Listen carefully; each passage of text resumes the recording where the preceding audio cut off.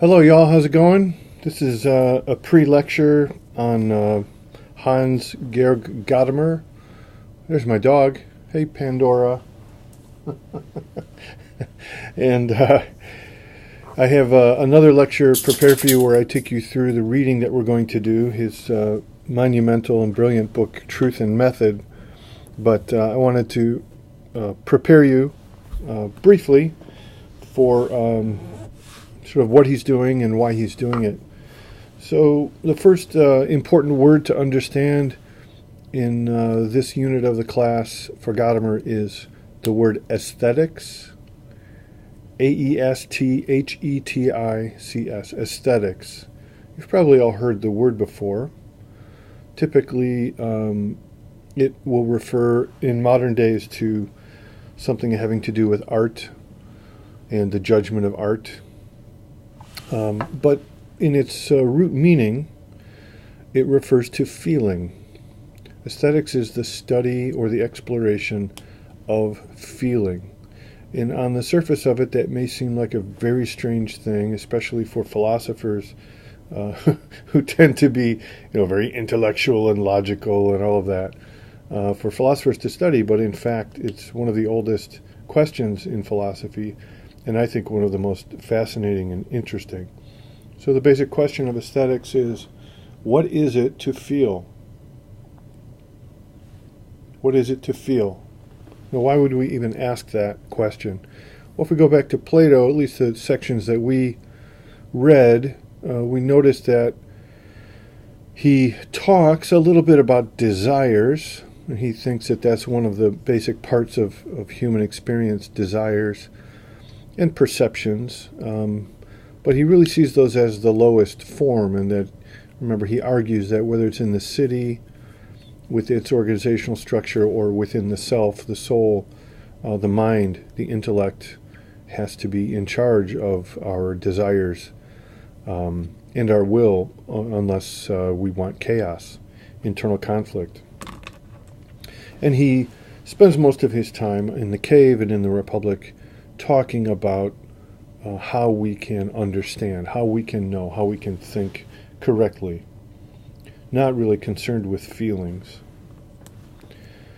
Now, if we just start from a perspective of our own experience and ask what are feelings, or what is it to feel, we can see that feeling is different from thinking, for example.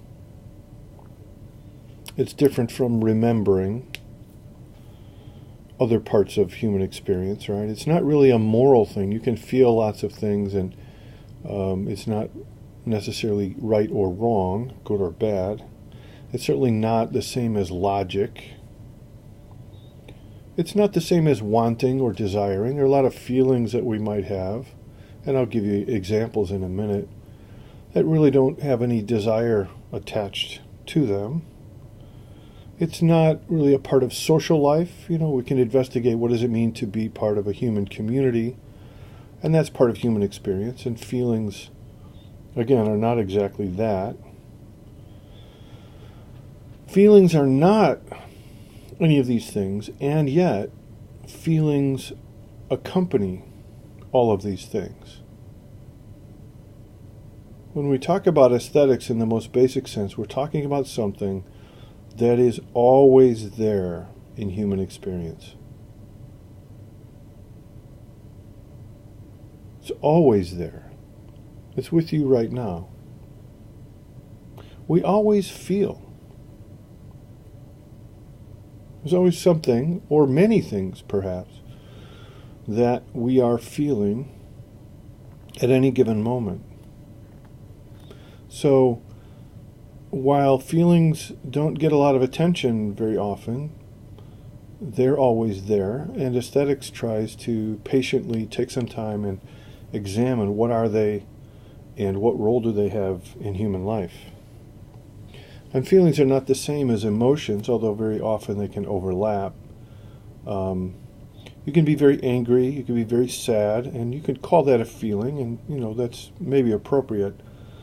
But again, there are lots and lots of feelings that don't really come with any kind of emotional meaning to them. Let me give you some examples.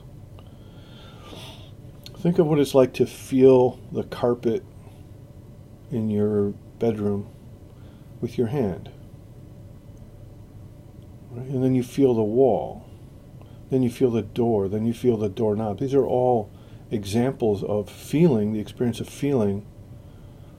Right? And they're different. The feeling of the doorknob is different from the feeling of the carpet. Think of the texture of a noodle as you're slurping it out of your soup. Sorry, my computer just went off. The texture of a specific noodle, right? Specific kind of noodle in your mouth. That's a feeling. It has a certain quality about it that you recognize. It's different from the vegetables or the beef or whatever else you have, right? All different. All of those things provide different feelings for your mouth and your tongue. The sound of rain, right? That's a certain experience that you feel. You don't necessarily have to think about it, right? It's not an intellectual thing, but it has a kind of quality that you recognize because you feel it a certain way, different from other sounds.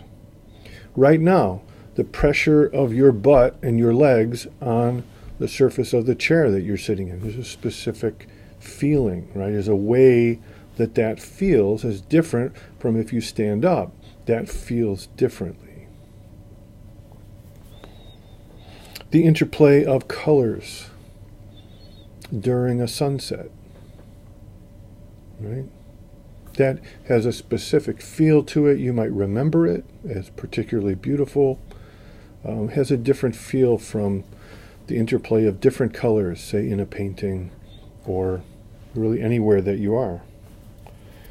The feeling of walking, what it feels like to walk as opposed to what it feels like to hop or to skip or to jump or to slide, right? We have words for a lot of these things.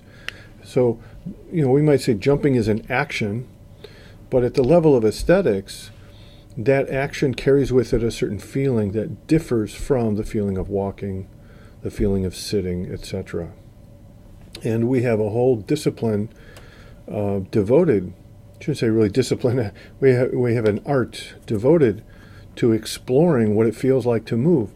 It's called dance. Right? Dance is the exploration of what it feels like to move.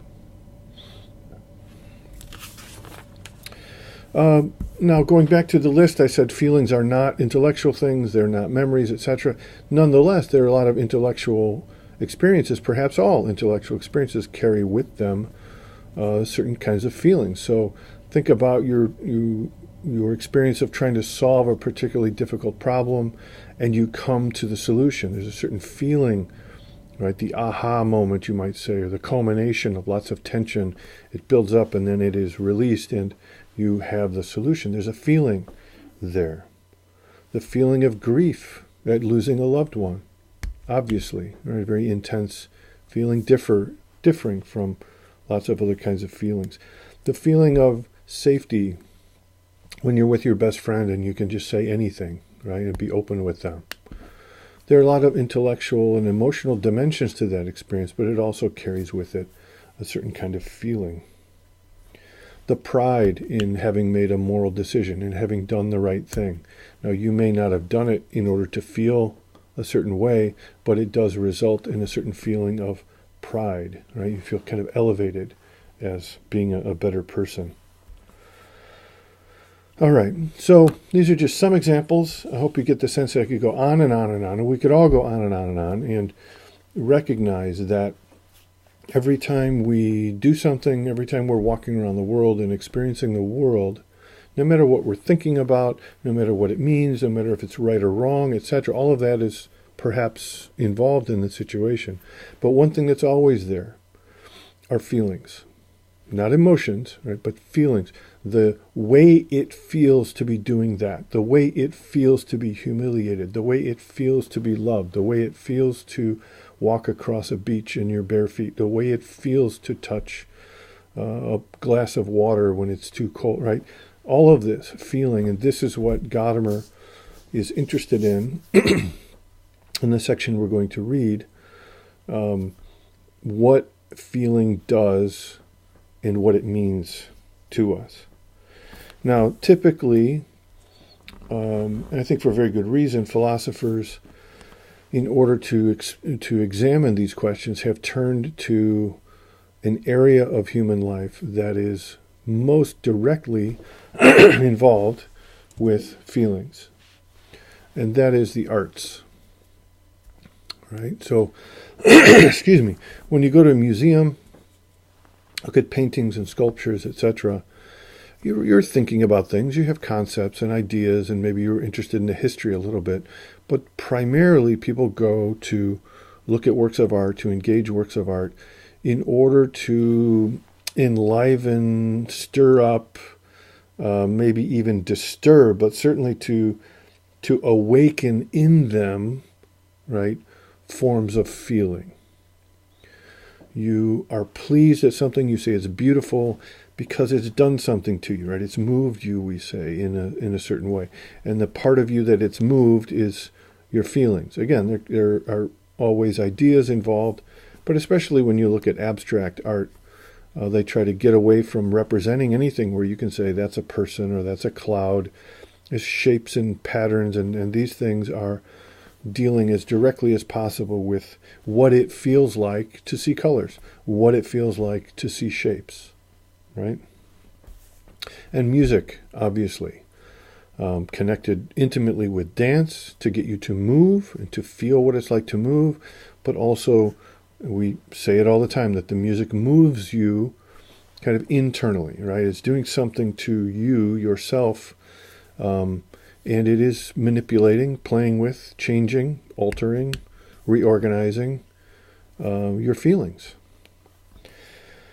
Same is true with dance, as I say, and theater, right? Film, movies, stories. All of these are the realm in which philosophers have said, if we want to understand this really interesting, complex world of feelings that's always kind of below the surface, let's look at the arts, because they seem to bring that out more directly. And then finally, excuse me, what Gadamer is doing in the section that we look at, he talks about art a little bit. He talks about theater at the end of the section, but the topic that he picks for this chapter is the topic of play, what it means to play. And under that rubric, he includes the arts because he thinks music is essentially a playful thing. Painting is a playful thing. So all of the arts are playful at a certain level.